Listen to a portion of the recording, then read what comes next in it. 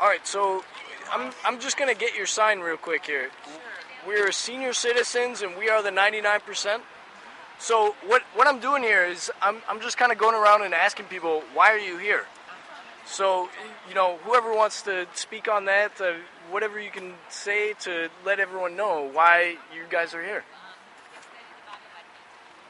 I really want a new America. I'm here because I feel like we failed and that the leadership and corporations and the consumer culture has overwhelmed what America's really for. And we are the 99%, the silent 99% that are just willing to speak out now. Not only just here in Minnesota, but globally. I think there's just a movement going on right now. But and I'm here because I'm angry. I mean, I as a human being, I want Americans to treat each other and our economic system as if it was made up of people. And corporations are not they're not people. They are entities, they're businesses. And we can no longer do business as usual because the system is broken. The economic disaster is something we're all going to have to pay a high price for.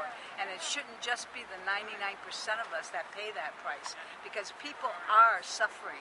And it takes a long time for us to wake up here because the media and have such a way of keeping us entertained and off the subject. One day they're on one subject, the next day they're on another one, that people can't focus. But I think that's what this movement right now is starting to show, that we are starting to focus, that the suffering is here, it's in America, and it's the 99% of us.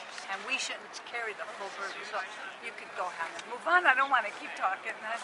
No problem. Thanks for sharing. Yeah. So, what do you ladies think about this? Why are you here? I mean, obviously you're here to voice your opinions. Obviously. We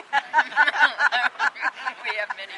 We have many. Well, I mean, I'm here because I want to support what's going on with young people especially because they're going to be paying a high price for corporate greed and what's been going on Wall Street. I think Wall Street has gone too far.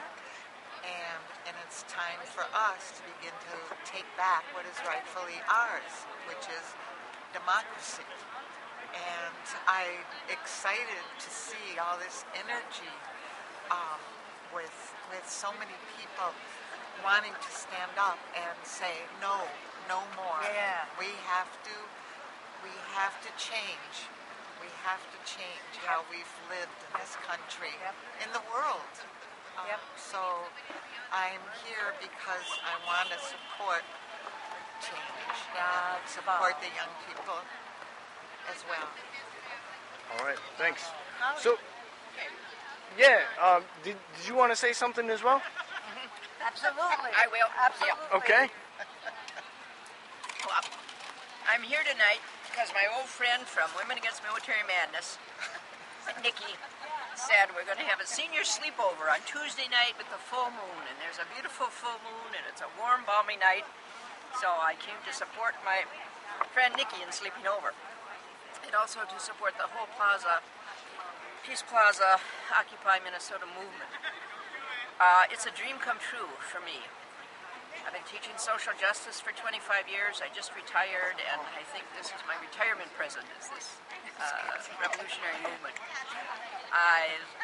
Since Cairo happened and the protests in Tahrir Square, I have had a grin on my face that won't stop because I knew it was going to spread.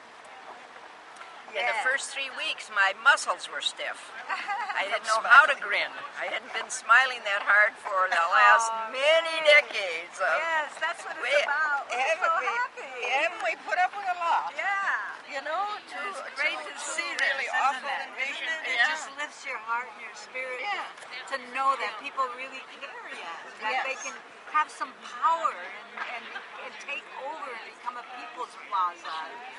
It's great. It is great. It is great. Yeah. And Nikki and I go back to a women's peace camp that lasted for a year outside of a nuclear guidance systems maker, Spira Univac.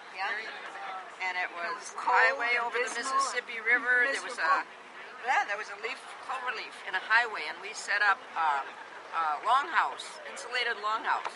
Only took about 24 hours to build it. It lasted a full year. People slept there every night through the winter. Little kerosene heater. So I just hate to hear people talk about this might just last 4 months or something when it gets cold. Yeah, I hate to think what we did. We had a porta potty in a tent. We did. That's what we had. You know, we might need some advice because I'm thinking we need to build some igloos and get something going so we can stay through the winter if that's what it takes. That's so right. I'm definitely going to talk to you more about that later. You bet. Igloos are brilliant Yeah. because they're not really a structure because they could melt on a warm day. I mean, they can't Right. argue with that. They don't let us have tents here yet. Well, I We have also had a yurt A that yurt, someone that's what we burned had, a down. yurt, yeah. And we all slept in it, and that's What- how you stayed warm. What was this? Someone a burnt. yurt. Someone burnt it down in the middle of the night, and fortunately, no one was sleeping hurt, in it yeah. at that night.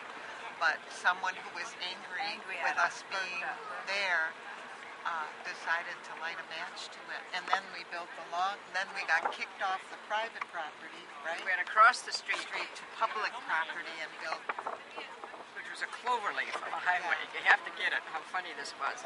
And we built a longhouse. It was sticks forming the structure, stick a layer of 4-gauge plastic, a layer of 4 inches of pink insulation, and another layer of plastic. And on the bottom was pallets insulated with pink insulation. And then we had sleeping bags and a little kerosene heater. Kerosene heaters. Yep. Yep. All right. Well, Every night. This was Minnesota in winter. 1980 to 81? 82, yeah, 81 or 82, yeah. 81 or 82. It's when the missiles were Women's going over to Peace Europe. Encampment it was. Minnesota Women's Camp for Peace and Justice. all right. Yeah. Thanks, ladies, for sharing. And we're staying overnight tonight. Okay. We're glad to have you here and supporting us. Yeah. Yes, definitely. Yeah. Thanks again. Yeah, Okay. thank you. What's your name? Um,